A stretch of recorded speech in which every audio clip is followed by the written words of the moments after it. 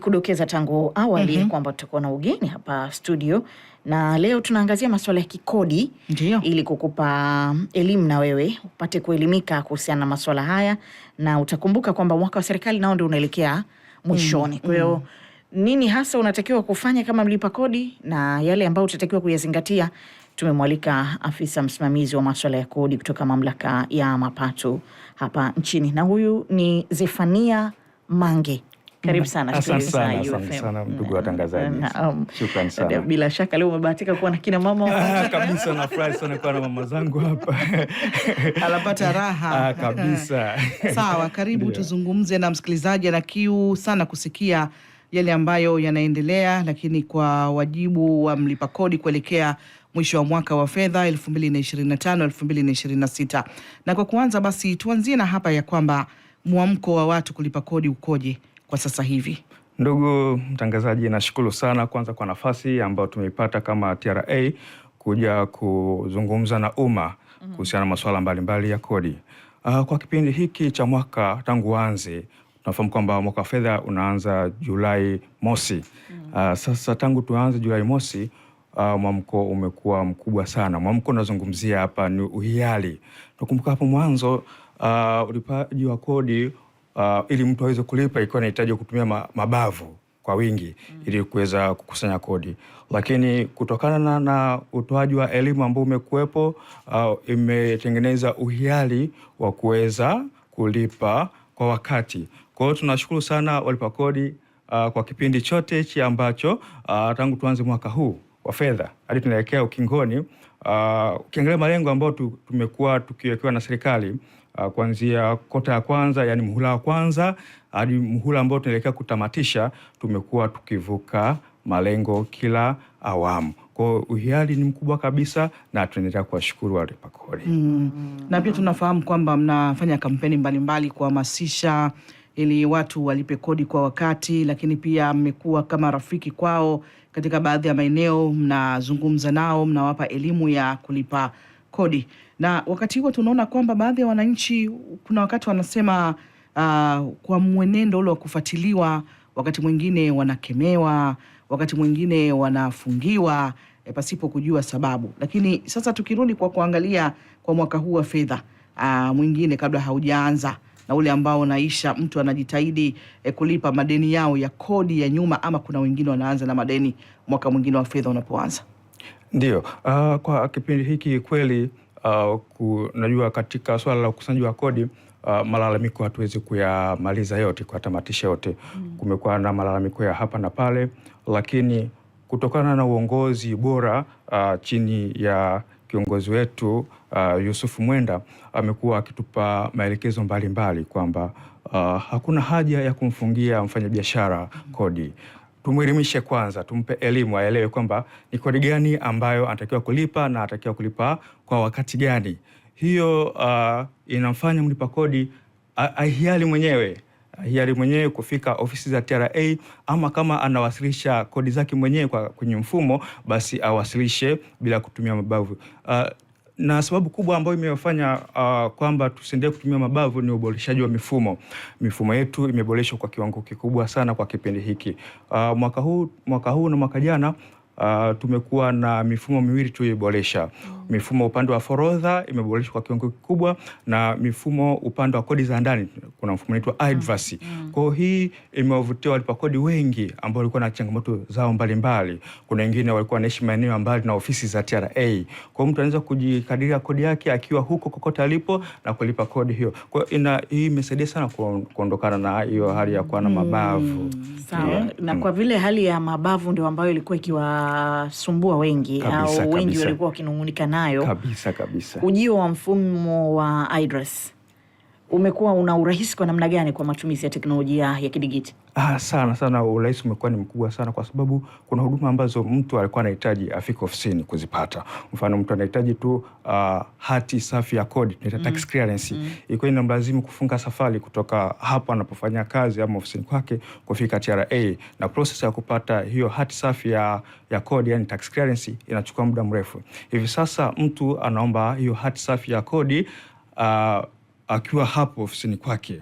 moja. Urahisi mwingine ni kwamba mtu akitaka kujua deni lake kwenda lazima afike ofisini kuangalia tu deni ya kiasi gani ambacho atakiwa kulipa, lakini kwa sasa kutokana na mfumo wa iDRAS basi anaangalia deni lake mwenyewe moja kwa moja bila kufika ofisini. Kwa hiyo urahisi wa namna hiyo umekuwa ni unaendana na mabadiliko ya teknolojia kama dunia inavyoenda, kwamba kusiwa na ulazima mtu kukumbana na gharama zaidi kutoka hapa alipo kwenda ofisini kupata huduma, apate huduma hapo hapo alipo. Kwa hiyo iDRAS imekuwa ni chagizo kubwa sana la kupunguza gharama hizo na yeye mlipa kodi kuweza kulipa kodi kwa wakati. Tuziangazie pia aina za kodi, kwa sababu tunaelekea mwishoni mwa mwaka wa serikali na mmekuwa na hamasa ya kutaka kuona kila mmoja anatimiza wajibu wake kwa kuilipa serikali kodi yake. Mmekuwa na utaratibu gani? Hizi aina mnaziweka kwa namna gani ili kumrahisisha anayetakiwa kutimiza wajibu wake wa kulipa kodi? Sawa, ndugu mtangazaji, nashukuru sana. Tumekuwa na aina mbalimbali za kodi kulingana na alima za walipa kodi. Tuna walipa kodi wadogo, walipa kodi wa kati na walipa kodi wakubwa. Lakini katika aina hizo pia kuna makundi mbalimbali. Kuna walipa kodi ambao wanafika ofisini kwa ajili ya kufanya makadirio moja kwa moja mezani. Kuna walipa kodi ambao wanajikadiria wenyewe wakiwa ofisini, wanakuwa na wahasibu wao ama mwenyewe kama anafahamu basi anajikadiria. Sasa mlipa kodi ambaye anafika ofisini kwa ajili ya kufanya makadirio ana kodi ya makadirio ambao anailipa kila muhula. Tuna mihula 4. Kuna muhula wa kwanza ambao unaanzia mwezi wa kwanza hadi mwezi wa 3, na muhula huo pia anakuwa ni muhula wa makadirio. Mlipa kodi pia anaweza kuja nje ya muhula wa kwanza, lakini muhula ambao unafasa na kwa makadirio ni muhula wa kwanza wa mwezi wa kwanza hadi mwezi wa 3. Muhula wa pili mwezi wa 3 hadi wa 6. Wa 3 muhula wa 3 ni mwezi wa 6 hadi wa 9, na muhula wa mwisho ni mwezi wa 9 hadi wa 12. Kwa hiyo mlipa kodi ambaye anafanywa makadirio, kodi yake ambayo atakiwa kulipa ni kodi ya makadirio inayotokana na hizo mihula. Lakini mlipa kodi ambaye anajifanyia makadirio anakuwa tunaamini kabisa huyu ni kampuni, anakuwa na kodi mbalimbali ambazo anatakiwa kulipa. Moja ya kodi unakuta kwamba makampuni mengi yanakuwa na wafanyakazi, kwa kuna ile pay, kodi ya mapato yanatokana na ajira. Kunakuwa na pia na SDL. SDL ni kodi ya uendelezaji ya ufundi stadi. Pia tunakuwa na kodi ya VAT, yani kodi ya ongezeko la thamani. Pia tunakuwa na kodi ya mwisho wa mwaka. Tunavyoelekea Juni 30, kunakuwa na kodi ya mwaka ya kwamba kampuni linapokuwa linaandaa hesabu zake na kisha kwamba kabla ya tarehe 30 ya mwezi wa 6 ndio limeshalipa kodi ya mwisho wa mwaka, ambao kwamba mwisho wa mwaka ni mwaka wa kalenda ambao unaishia tarehe 31 Disemba, lakini wanapewa miezi 6 baada ya kuandaa mahesabu yao ili kuwasilisha kodi husika.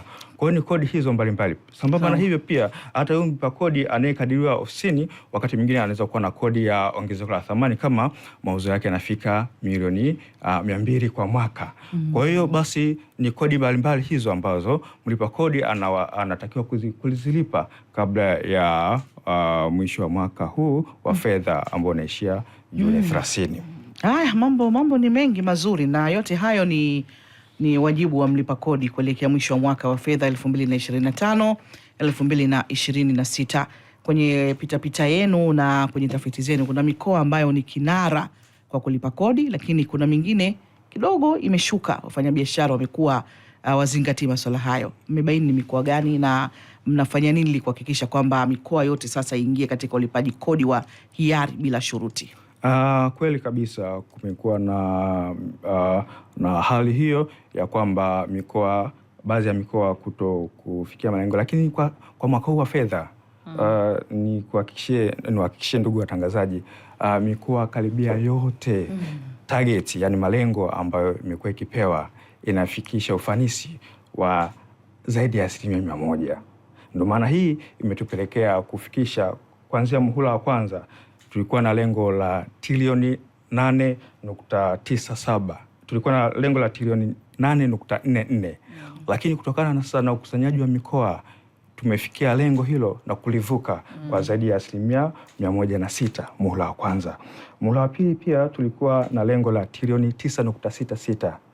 Ubora na ufanisi wa mikoa hii katika kuendelea kutoa elimu na uwepo wa mfumo, basi lengo hilo tulilivuka kwa 101%, ambayo ilikuwa tulipata trilioni 9.8. Pia muhula wa tatu lengo lilikuwa ni trilioni 8.44, lakini tumevuka lengo hilo kwa asilimia kubwa zaidi, tulifikisha trilioni 9.31. Na kwa maajabu katika kipindi hiki cha mwaka huu wa fedha tumeweka rekodi ambayo tulikuwa tujawahi kuifikia. Mwezi mmoja pekee, mwezi Disemba, tulifanikiwa kukusanya trilioni 4.01, ambayo haijawahi kutokea kwamba ndani ya mwezi mmoja tunakusanya kiwango hiki cha kodi. Kwa hiyo sasa kwa mikoa, kutokana na management za mikoa zimekuwa zikifanya kazi kwa weledi na kwa kushirikiana na walipa kodi ili kuvuka malengo. Kwa hiyo mikoa ambayo ilikuwa nyuma na sasa imekuja juu zaidi. Ndio. Sawa. Bila shaka mmekuwa na jukumu pia la muhimu la kumkumbusha mlipa kodi. Kwa mfano, wale ambao wanawasilisha ritani, wale ambao wana uwasilishaji wa hesabu pengine kutokana na kampuni zao, au kukamilisha malipo ya kodi, utunzaji wa kumbukumbu na mambo mengine kadha wa kadha. Jukumu hili mnalifanya kwa namna gani? Sasa ni kidigitali hivi kwa sababu ya teknolojia, au mnalazimika kwenda ofisi kwa ofisi? Nashukuru sana ndugu mtangazaji.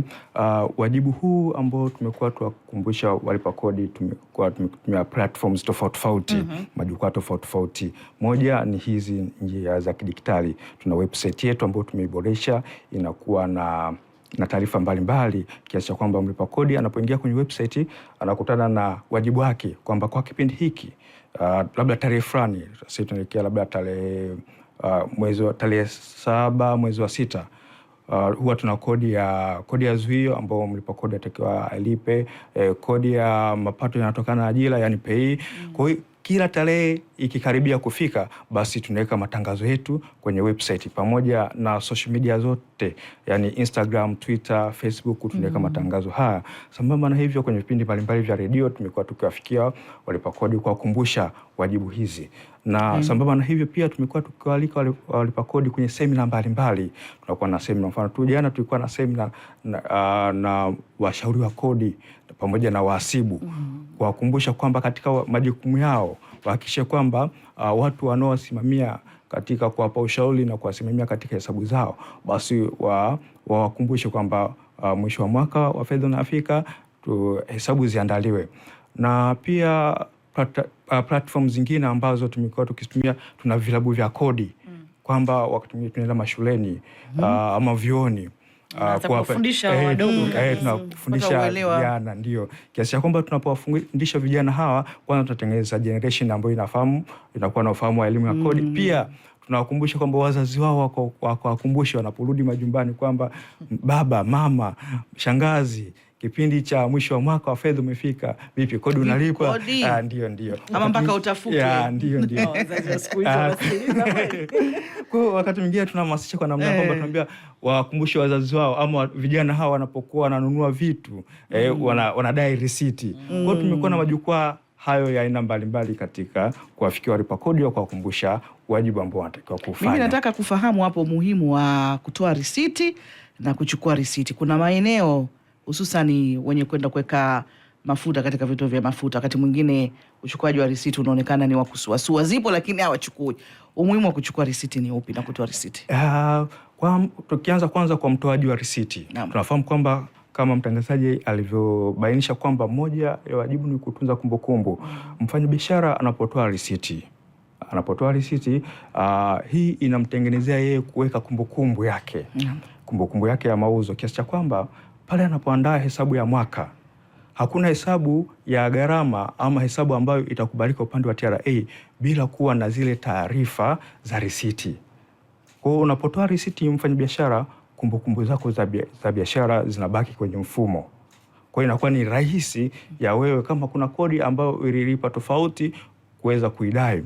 Pia kwa mnunuaji anapodai risiti, kumbuka bidhaa ambazo tunazozinunua au huduma ambazo tunazozipata, wakati mwingine bidhaa hizo zinakuwa hazipo 100% zimekamilika. Wakati mwingine tunaweza zikaharibika njiani ama zikaharibika wakati wa kuzitumia. Basi unapozirudisha kwa mfanyabiashara, unakuwa na ushahidi ya kwamba bidhaa hii nilinunua kwako na ulinipatia risiti. Pale kunapokuwa na mgogoro wowote, labda inafikia hatua kwamba basi utatuzi wa mgogoro huo uende mahakamani. Kwa kithibitisho cha kuonyesha kwamba bidhaa hii nilinunua katika sehemu fulani ama huduma hii nilipata sehemu fulani, basi lazima uwe na kithibitisho cha risiti. Bila kuwa na risiti, basi mambo hayaendi. Kwa hiyo ni muhimu sana kudai risiti. Maana pia kuna msikilizaji anasema kulipa kodi ni uzalendo wa taifa lako. Wananchi wapatiwe elimu kuhusu kulipa kodi kwa maendeleo ya taifa, ngazi ya shule, ya mataasisi na sekta za umma, na kuanzisha vipeperushi vya ujumbe shuleni, kuwajenga wanafunzi kisaikolojia. Huyu ni Mtei kutoka Nyandekwa. Vipeperushi vile vinapelekwa shule kuona watu wanapata elimu ya kulipa kodi. Bahati nzuri, ndugu mtangazaji, kwa swala hilo pia mtaala unaokuja muda si mrefu, tumeweka mada ya masuala ya kodi. Kwa wanafunzi kuanzia form 1 hadi form 4 watakuwa wanafundishwa kabisa na topic maalum ya swala la kodi. Kwa tunaendelea kuhimiza hilo kwa kutengeneza generation ambayo inaofahamu masuala ya kodi. Tusalie kwenye hili ambalo tumelianza tangu awali, tukizungumzia huo wajibu wa mlipa kodi. Kwa mfano kwa Dar es Salaam, eneo kama la Kariakoo, liita soko la kimataifa la Kariakoo. Nyinyi mna majina yenu, mtafia mkoa wa kikodi. Sasa nyinyi mkoa kodi Kariakoo, sawa. Eneo hili lina wafanyabiashara wa aina mchanganyiko, kwa maana ya wale wakubwa, wakati na wadogo kabisa. Ndio kabisa. Je, katika kuhakikisha kwamba mnafikisha ujumbe wa kutimiza wajibu wa kulipa kodi kwa wale wadogo, wakati mwingine inakuwa ni usumbufu, najua. Kwa sababu sawa, mnaweza mkaamua sasa tunatumia teknolojia kama ambavyo inatumika sasa, lakini bado wako wadogo. Mnatumia mbinu gani kuona kwamba hawa nao wanatimiza wajibu wao katika ulipaji wa kodi? Hakika kabisa. Na shukuru sana management ya uongozi wa Kariakoo imekuwa ikitumia ubunifu mbalimbali kuwafikia wafanyabiashara katika eneo hilo.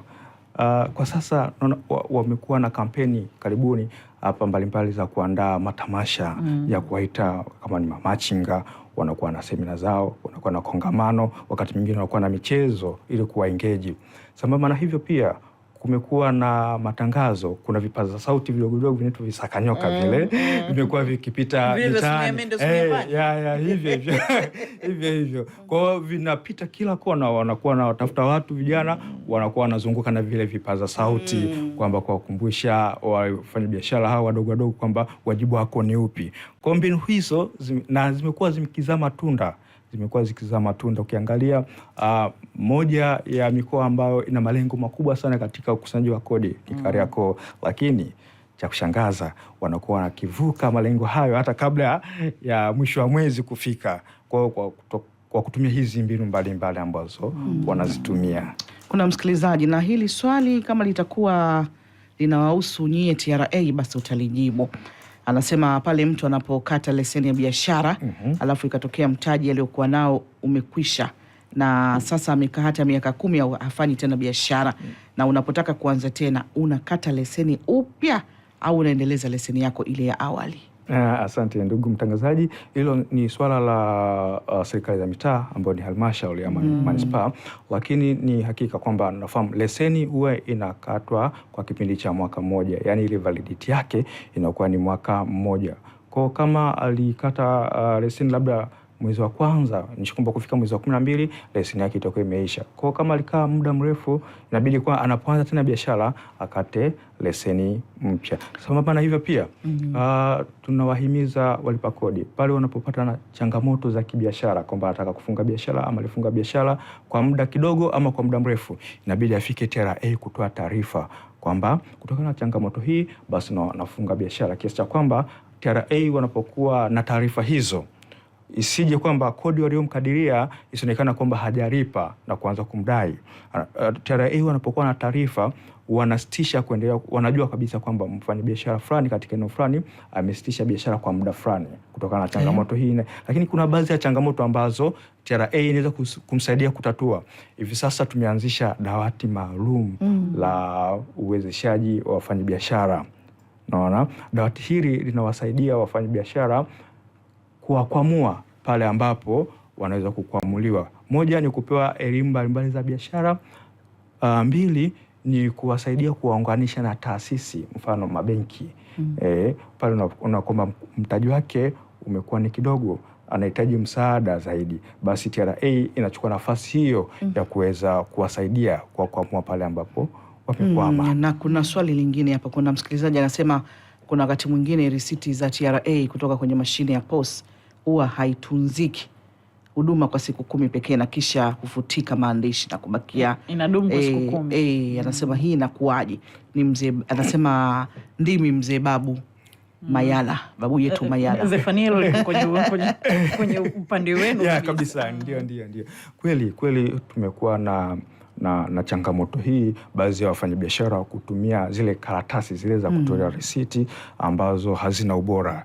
Kuna karatasi ambazo kweli zina ubora kiacha kwamba zinatunzika muda mrefu, zinaweza kukata miaka 5. Lakini wafanyabiashara mara nyingi wanatafuta vitu ambavyo vina gharama nafuu. Karatasi hizo ambazo zinakuwa na gharama nafuu mara nyingi huwa zidumu muda mrefu. Kwa hiyo tunawahimiza wafanyabiashara tuwe na hizi karatasi za kutolea risiti ambazo zinakaa muda mrefu, kwa sababu inawafanya wanunuzi wawe na kumbukumbu zao za manunuzi. Ni hamasa tu kwamba wafanya biashara tujitahidi kupata hizo karatasi nzuri. Sawa, tumalizie na muda wetu nao na kuna mtu pia anatoa hongera kwenu kwa kutoa elimu na wananchi wamesema wameichukua hiyo. Asante sana, tunashukuru sana. Tumalizie na hili la umuhimu sasa wa kodi, kwa sababu imekuwa ni swala ambalo mnalizungumza, mnalitolea elimu. Lipa kodi kwa maendeleo ya taifa lako, lipa kodi kwa nini, wajibu wako, hamasa ya mtindo huo. Kwa faida ya anayetusikiliza, kwa vile wewe ndiye mhusika, afisa mwenyewe wa masuala ya kodi, kuna umuhimu gani wa kulipa kodi? Asante sana ndugu mtangazaji. TRA tumekuwa na kauli mbiu inasema kwamba kodi yetu maendeleo yetu. Tunavyoona mabarabara yanajengwa, tunavyoona mashule yanajengwa, tunavyoona hospitali, tukienda hospitali tunapata huduma mbalimbali, elimu bure, wanafunzi wanapata mikopo vyuoni. Hayo yote ni manufaa ya kodi. Hayo yote ni manufaa ya kodi. Kwa hiyo tunapolipa kodi, kwanza moja ni uzalendo, ni sifa kubwa kwa mimi mlipa kodi navyolipa kodi, na pia wafanyabiashara ama sisi ambao tunaenda kununua bidhaa kwa wafanyabiashara, tunapodai risiti inasaidia kwamba huyu mfanyabiashara aweze kulipa kodi inayostahiki. Kwa kodi inapolipwa inatusaidia sisi kutengeneza miundombinu mbalimbali. Ukiangalia katika kipindi hiki cha mwaka wa fedha, moja ya malengo ya bajeti ya mwaka huu ambao tunaelekea ukingoni ilikuwa ni kuboresha huduma za jamii. Kwa hiyo hatuwezi kuboresha huduma za jamii kama kodi hailipwi. Kwa hiyo ni wahimizi tu kwamba Watanzania wenzangu kwamba tulipe kodi ili hizi huduma za jamii ziendelee kuboreshwa. Sambamba na hivyo pia mwaka huu tunatimiza miaka 30 ya tangu TRA ianze kufanya kazi. Ya miaka 30. Kwa kuanzia Jumatatu tutakuwa na shamla matukio mbalimbali ambayo tutawaengeji walipa kodi katika kuelekea kusherehekea miaka hiyo 30, kutoka kukusanya labda bilioni 556 kwa mwaka ambao kipindi tumeanzishwa hadi sasa ambapo tunajisifia kwamba tunakusanya trilioni 4 kwa mwezi pekee. Ni hatua kubwa kabisa sana. Kuna msikilizaji anasema hata wauza karanga pia mngekusanya 500 zikaingia kabisa. Tunakushukuru. Asante sana Zefania. Asante kwanza kwa kuja hapa UFM. Na kuna namba labda pengine Neema kabla jamalizia, kuna namba ambayo anaweza kwa mhitaji? Ndio. Tuna namba ambazo wasikilizaji wanaweza kupiga ambayo ni ya bure kabisa ni 0800750075. Hii unaweza kupiga wakati wowote kuanzia saa 2 asubuhi hadi saa 1 jioni kwa masuala yoyote ya kikodi unaweza kusikilizwa. Sawa, asante. Haya, ni Zefania Mange huyo, afisa usimamizi wa kodi na kutoka mamlaka ya mapato hapa nchini TRA. Tumezungumza naye tukiangazia wajibu wa mlipa kodi kuelekea mwisho wa mwaka wa fedha 2025-2026. Tunakushukuru, tukutakie majukumu mema, asubuhi njema. Panapo majaliwa wakati mwingine, mara nyingine tutakualika tena. Nashukuru sana.